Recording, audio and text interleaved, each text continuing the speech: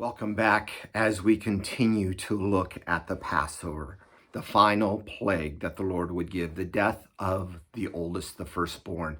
Foretold in chapter 11, it will happen here in chapter 12. And as we look at chapter 12, it's a longer chapter. I'm going to start reading most of the first part, the first 14 verses or so, but then I'll skip over others after that. So make sure you read it all. There's a lot of good things in there, over 50 verses that I am not able to read all of them.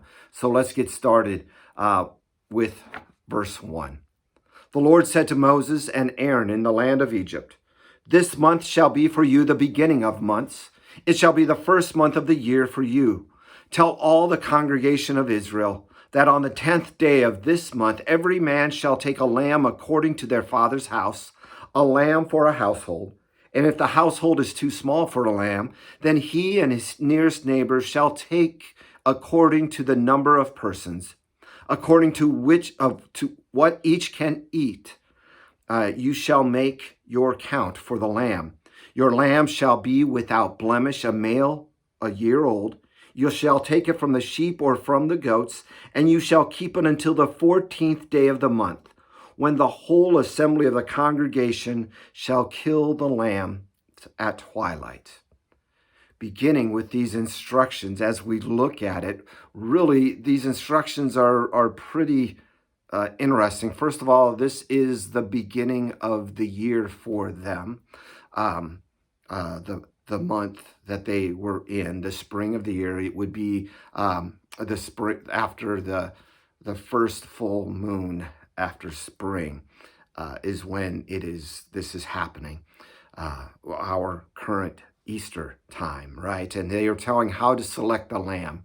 The one thing I want you to note is that it was a lamb shall be without blemish, the perfect lamb, the lamb with no spot, no frozen ear, no broken foot, nothing like that, but the perfect lamb that would be sacrificed, pointing forward to Jesus, who is the perfect Lamb of God, who was sacrificed for us. Then they shall take some of the blood and put it on the 2 doorposts and on the lintel of the house in which they eat it. They shall eat the flesh that night, roasted on the fire with unleavened bread and bitter herbs. They shall eat it. Do not eat any of it raw or boiled in water, but roasted, its head and its legs and its inner parts, and you shall let none of it remain until the morning. Anything that remains until morning you shall burn. In this manner you shall eat it. With your belt fastened, your sandals on your feet, and your staff in your hand, and you shall eat it in haste. It is the Lord's Passover. For I will pass through the land of Egypt that night. I will strike the firstborn in the land of Egypt, both man and beast, and on all the gods of Egypt I will execute judgments. I am the Lord. The blood shall be a sign for you on the house where you are. And when I see the blood, I will pass over you, and no plague will befall you to destroy you when I strike the land of Egypt. This day shall be a memorial day, and you shall keep it as a feast to the Lord throughout your generations. As a statute forever, you shall keep it as a feast. Now it gets interesting, doesn't it? That lamb that they are to kill at twilight, they are to take some of the blood. They are to put it upon the top and the sides of the doors, of the doorposts, to mark their house as one of God's people. They are to eat the flesh roasted, specific instructions. Why? Don't question God, just do what he asks, right? With unleavened bread and bitter herbs. Those are used in the Passover meal to remind the people of how they had to leave in a hurry, and the bitter herbs to remind them of their bitter suffering under the slave masters.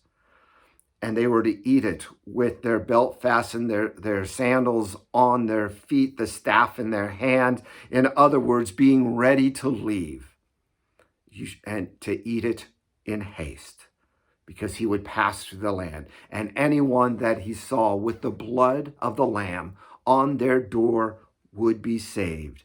He says, I will pass over you. the beginning of Passover, the beginning of the feast that led up to Jesus instituting the Lord's Supper, where he gives us his body to eat, his blood to drink, foreshadowed by the Passover meal. It's a great passage. The blood that was shed from the Passover lamb, all pointing forward to Christ and the forgiveness we will have in him. And how on Judgment Day, the Lord will pass over us with his judgment will pass over us, I shall say, and we will celebrate with him through Christ. Let's continue with verse 29.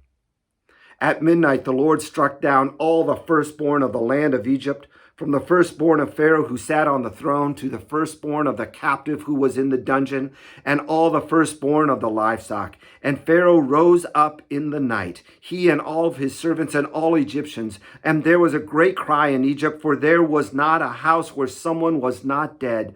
Then he summoned Moses and Aaron by night and said, Go out among your people, both you and the people of Israel, and go serve the Lord as you have said. Take your flocks and your herds as you have said, and be gone, and bless me also. See, Pharaoh's son had died as well, his firstborn. And Pharaoh, what Pharaoh had previously denied, he was now allowing that Moses could take the people, all the people, not just the men, the women and the children, the flocks and the herds, and go out to worship the Lord. Verse 50. We're going to wrap up with 2 verses here. All the people of Israel did as the Lord commanded Moses and Aaron. And on that very day, the Lord brought the people of Israel out of the land of Egypt by their hosts. The Lord showed that he is the one true God with power even over life and death. May we trust in him always. God bless. We'll see you tomorrow.